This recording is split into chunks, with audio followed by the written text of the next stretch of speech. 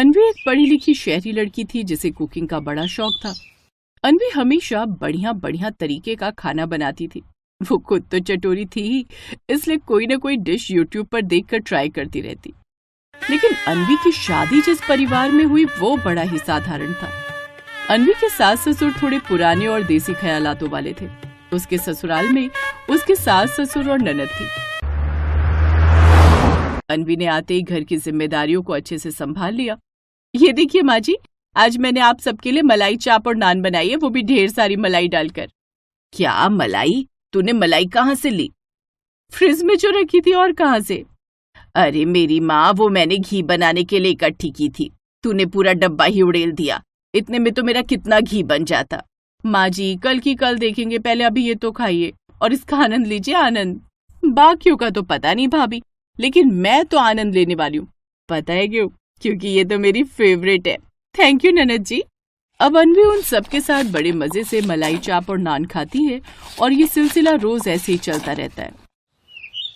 अरे प्रभा, खाना बन गया है तो बहू को बोल जल्दी लगा देगी, फिर सोने से पहले थोड़ी देर टहल भी आऊंगा। वैसे बनाया क्या है खाने में आज? पापा जी, आज मैंने पंजाबी डिश यानी कि दाल मखनी बनाई है, वो भी चुरचुर नान के साथ। बहू, ये चुरचुर और तेरा फुरफुर खाना, रोज रोज अलग अलग तरह का ये सब खाना पचता नहीं है इस उम्र में। खैर चल ला खा कर देखते हैं कैसी होती है चुरचुर नान। उस रोज भी वो भारी खाना खा लेते हैं, लेकिन इन सब से अब उनको बड़ी परेशानी होती है। जब से बहू इस घर में आई है, इसके हाथों का ये भारी भारी खाना खाकर तो पेट खराब रहने लगा है और एसिडिटी बनने लगी है। सही कह रही हो प्रभा, मुझे भी आजकल खट्टा पानी आता है बार बार। जी चाहता है उल्टी कर दूं। ये सब उस होटल जैसे खाने की वजह से ही हो रहा है, जो बहू रोज रोज बनाकर रख देती है। लेकिन अन्वी उनकी नहीं सुनती और शाम को एक बार फिर खाने में सबके लिए शाही पनीर और कोफ्ता बना देती है, साथ में पनीर टिक्का भी। लेकिन ये खाना देख वो झट से बोल पड़ता है। बहू, ओ बहू। जी पापा जी। बहू, मुझे तो ये खाना मत देना, इसे खाकर मेरे पेट में एसिडिटी हो जाती है। इतना भारी खाना मुझसे खाया नहीं जाता, हाजमे में दिक्कत होती है। ऐसा कर, तू मेरे लिए कुछ हल्का खाना बना दे। अन्वी रसोई में आकर मुंह बनाते हुए कहती है, ओफो, क्या मुसीबत है यार, इतनी मेहनत और प्यार से ये सब बनाए, लेकिन नहीं, इनको तो अपना हल्का खाना ही खाना है। अरे थोड़ा घूमेंगे फिरेंगे तभी तो खाना डाइजेस्ट होगा, सारा दिन सोफा तोड़ने से थोड़ी ना होगा। खैर, अब बना बेटा अन्वी इनके लिए खिचड़ी। अन्वी फिर से खाना बनाने में लग जाती है। कुछ देर बाद वो उन्हें खिचड़ी बनाकर देती है, जिससे अगले दिन उनका पेट ठीक रहता है। अब आज हमारा पेट ठीक है क्योंकि कल हमने हल्का खाना खाया था। बहू, ओ बहू। जी माँ जी। बहू, खाना बन गया हो तो लगा दे, फिर मुझे कीर्तन में भी जाना है। आज उर्मिला के यहाँ कीर्तन है, तो बोल रही थी कि टाइम से आ जाना। हाँ, मुझे भी सोसाइटी की मीटिंग में जाना है, मेरे लिए परोस दे। जी खाना तैयार है, बस अभी लाई। अन्वी रसोई में जाकर खाना लाकर उन्हें परोसती है। अरे ये क्या बहू, तूने छोले भटूरे बनाए नाश्ते में? हाँ पापा जी, वो क्या है ना, कल अर्जुन जी का बड़ा मन था भटूरे खाने का, तो उन्होंने मुझे पहले ही बोल दिया था कि नाश्ते में छोले भटूरे बनाओ, इसीलिए मैंने यही बना दिए। हाँ माँ, मैंने इसे बोला था बनाने को। अच्छा ठीक है, अब बन ही गए हैं तो खा लीजिए जी। मनोहर और प्रभा दोनों छोले भटूरे खाकर अपने अपने प्रोग्राम में चले जाते हैं। लेकिन ये भारी खाना डाइजेस्ट होने में अब उन्हें दिक्कत होने लगती है, जिससे उन्हें बार बार खट्टी डकारें आनी शुरू हो जाती। अरे ये क्या, बार बार डकारे। इसीलिए कहा था बहू को कि भारी खाना मत बना, लेकिन ये आजकल के बच्चे सुनते कहाँ हैं। उन्हें तो चाउमीन, पास्ता, छोले भटूरे, शाही पनीर, दाल मखनी, यही सब चाहिए होता है। उधर कीर्तन में बैठी प्रभा देवी भी बार बार खट्टी डकारे लिए जा रही थी। इसी चक्कर में वो कीर्तन खत्म होते ही सीधा घर भाग आई। बहू, ओ बहू, तुझे पहले ही कहा था ये भारी खाना मत बना, लेकिन तू ना अपनी ही करती है। पता है बार बार वहां पर खट्टी डकारे आई जा रही थी। अब से इस घर में ये सब नहीं बनेगा। तू बस दाल, खिचड़ी, दलिया, घिया, रोटी, तोरी की सब्जी, यही सब बना दिया कर। अब से इस घर में ऐसा भारी खाना बनाना बंद कर। अपने सास ससुर की बात मानकर अब अन्वी डिलीशियस डिशेस छोड़कर सिर्फ हल्का खाना ही बनाती। यार भाभी, ये खाना कौन खाता है? ये सादा खाना है जिसे इंसान खाते हैं। अब से तुम सब यही खाओगे। अब अन्वी भी मुंह लटकाकर कभी घिया तोरी तो कभी खिचड़ी बना देती। धीरे धीरे उसे इन सब की आदत पड़ गई, क्योंकि ये उसके लिए बनाना काफी आसान जो था। पहले उसे तरह तरह के पकवान बनाने में टाइम लगता था, लेकिन अब उसका खाना जल्दी बन जाता। चलो अच्छा है, इससे तो मुझे ही आराम मिल गया। कम से कम अब इतना भारी भारी खाना बनाने के लिए मुझे 2-2 घंटे रसोई में तो नहीं रहना पड़ता। एक रोज उनके यहाँ कुछ मेहमान आते हैं। माँ जी, आज खाने में क्या बनाऊं? वही बना जो हमेशा बनाती है, घिया और रोटी। अन्वी सुनकर चौंक जाती है और रसोई में चली जाती है। कमाल है, अब आए हुए मेहमानों को ये सब कौन खिलाता है? नहीं, मैंने परसों ही यूट्यूब पर नई रेसिपी देखी थी, शाही दाल और पनीर मखनी। आज वही बनाती हूँ, वो भी नान के साथ। इसी बहाने बड़े दिनों बाद हमें भी खाने को मिल जाएगा ऐसा खाना। अन्वी शाही दाल और पनीर मखनी बनाने की तैयारी करने लगती है। वो शाही दाल के लिए उड़द की दाल और चने की दाल को धीमी आंच पर पकाकर मखनी, काजू का पेस्ट और मलाई मिलाकर शाही दाल बना डालती है। फिर वो पनीर मखनी बनाने की तैयारी करने लगी। उसने पनीर के टुकड़े टमाटर की ग्रेवी में डुबोकर उसमें ढेर सारा मक्खन, कसूरी मेथी मिला ली। फिर सब मसाले मिक्स करके उसमें मिला लिए और बड़ी बढ़िया शाही दाल और पनीर मखनी बनाकर तैयार कर ली। साथ ही नान बनाकर ले आती है, लेकिन इस सब में उसे पूरे 3 घंटे लग जाते हैं। बाप रे, अच्छा हुआ जो मेरे सास ससुर रोज रोज ऐसा खाना नहीं बनवाते। अब कौन 3-3 घंटे रसोई में खड़ा रहे, ऊपर से ढेर सारे बर्तन हो जाते वो अलग। मेरे लिए तो वो हल्का खाना बनाना इजी है, जो झट से बन जाता है और मेहनत भी कम लगती है। बहू, अब खाना ले भी आ। अन्वी खाना लेकर बाहर आती है। खाना देखकर पहले तो सास अन्वी को आंख दिखाती है, लेकिन जब वो शाही दाल और पनीर मखनी खाती है तो उसके तो होश ही उड़ जाते हैं। उसे वो बड़े टेस्टी लगते हैं, क्योंकि उसने इतने दिनों बाद जो ऐसा कुछ खाया था। मेहमानों को भी ये सब बड़ा पसंद आता है। और उसके जाने के बाद सच में बहू ने आज कमाल ही कर दिया। अब तुम रोज ऐसा ही खाना बनाया करो, शाही दाल और पनीर मखनी, मलाई कोफ्ता, नान।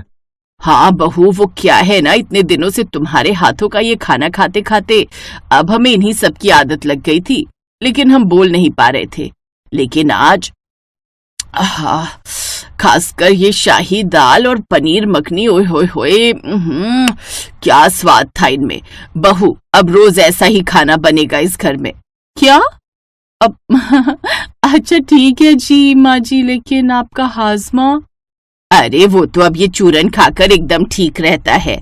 अब हम हर खाना पचा लेते हैं। अब अन्वी की हालत खराब हो जाती है, क्योंकि अब उसे हल्का खाना बनाने की आदत जो पड़ गई थी। पहले 1-आधे घंटे में झट से खाना बन जाता था, वहीं अब मुंह लटकाकर वो 2-3 घंटे तक रसोई में खाना बनाने में लगी रहती। अब वो अपना माथा पीटने लगती है। हे भगवान, ये तो मैंने अपने पैरों पर कुल्हाड़ी मार ली इन सबको ये पकवान खाने की आदत डलवा कर।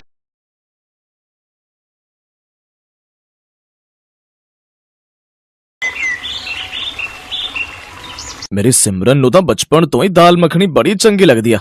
याद है तेनू सुरजीते, जब भी ਆਪਾਂ बाहर ढाबे विच जांदे सी, ਇਹ ਤਾਂ बस मखनी दाल ही ऑर्डर करदी सी।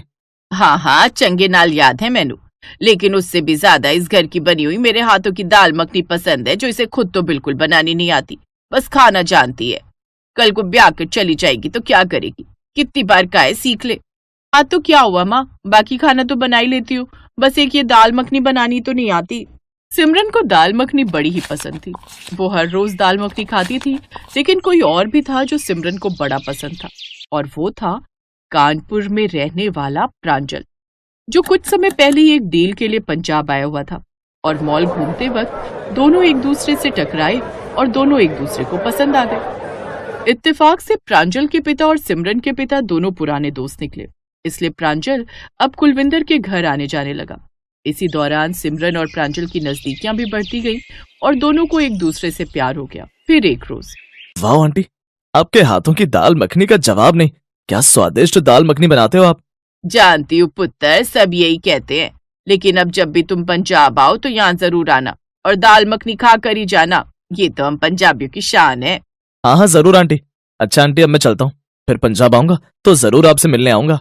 प्रांजल वहां से जाने लगता है, तभी बाहर खड़ी सिमरन उससे कहती है, तुम सचमुच में जा रहे हो? जाना तो पड़ेगा सिमरन, लेकिन मुझे तुम्हारी बहुत याद आएगी।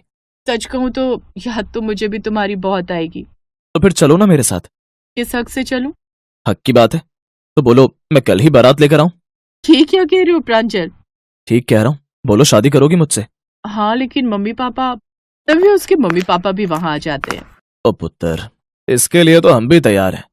हम दोनों पहले से ही जानते थे तुम दोनों एक दूसरे को पसंद करने लगे हो, और सानू इस रिश्ते तो कोई ऐतराज नहीं है। और मैं तेरे प्योन हूँ, आज ही कॉल करके खुशखबरी दे देता हूँ। अब प्रांजल के घर वालों से बात करके उन दोनों का रिश्ता पक्का हो जाता है और पंजाबी कुड़ी ब्याह कर अपने ससुराल कानपुर आ जाती है। आजा मेरी पंजाबी बहू, अंदर आ, तेरे ससुराल में तेरा स्वागत है। देख बहू, तू भी मेरी बेटी निधि की तरह ही है मेरे लिए। अब से ये तेरा भी घर है और तुझे किसी भी चीज की जरूरत हो तो मुझसे कहना। कुछ दिन बाद, कल मैं तुम्हें कानपुर घुमाने ले जाऊंगा, फिर हम डिनर भी बाहर ही खा लेंगे। जी ठीक है। अगले दिन प्रांजल सिमरन को कानपुर घुमाने ले जाता है, जहाँ वो उसे कई टूरिस्ट जगह दिखाता है। तो कहो मैडम, कैसा लगा तुम्हें हमारा कानपुर? अच्छा तो है प्रांजल जी, लेकिन मेरे पंजाब से ज्यादा नहीं। हाँ, ये बात तो है पंजाब की, और उसके खाने की बात ही अलग है। अच्छा चलो अब डिनर कर लेते हैं, मुझे तो बहुत जोरों की भूख लगी है। अब वो दोनों डिनर के लिए एक रेस्टोरेंट में जाते हैं। कहो मैडम, क्या खाओगी? नान और मेरी फेवरेट दाल मखनी। ये सुनकर वहाँ खड़ा वेटर बोल पड़ता है, सॉरी मैम, यहाँ दाल मखनी तो नहीं मिलती। यहाँ आपको चाउमीन, मोमोज और खाने में मलाई कोफ्ता, शाही पनीर मिल जाएगा। कानपुर में दाल मखनी नहीं मिलती सिमरन, बहुत ही कम जगह होंगी, लेकिन कोई नहीं, तुम ये मलाई कोफ्ता और नान ट्राई करो, तुम्हें पसंद आएगी। वेटर, तुम मलाई कोफ्ता और नान ले आओ। कुछ देर बाद वेटर खाना ले आता है। अब वो बेमन से खा तो लेती है, लेकिन उसकी शक्ल देखकर साफ पता चल रहा था कि उसे वो खाना कुछ खास पसंद नहीं आया। अब वो अगले कुछ दिनों में ही दाल मखनी के लिए बुरी तरह तरस जाती है, और ये बात अब उसके ससुराल वालों को भी समझ आती है, लेकिन उनमें से किसी को भी दाल मखनी बनानी नहीं आती थी। बेचारी बहू अपना सब कुछ छोड़कर यहाँ आ गई हमारे लिए, और हम हैं कि उसकी इतनी सी ख्वाहिश पूरी नहीं कर सकते। कोई बात नहीं माँ, हम फोन में देखकर दाल मखनी बनाने की कोशिश करते हैं, क्या पता भाभी को पसंद आ जाए। दोनों माँ बेटी उदास सिमरन के लिए दाल मखनी बनाने की पूरी कोशिश करती हैं, लेकिन वो दाल मखनी उनसे बन ही नहीं पाती। उन दोनों को परेशान देख सिमरन को भी बड़ा बुरा लगता है, और वो कहती है, आप रहने दीजिए माँ जी, आप लोगों ने मेरे लिए इतनी मेहनत की है वही काफी है, लेकिन मेरे कारण आप दोनों परेशान मत होइए। अच्छा, अब आप दोनों बाहर जाइए, मैं ये सब सफाई कर दूं, फिर आप लोगों के लिए डिनर बना देती हूँ। सिमरन जब से आई थी वो ठीक से खाना नहीं खा रही थी, क्योंकि वो अपनी पंजाब की दाल मखनी को बड़ा मिस कर रही थी।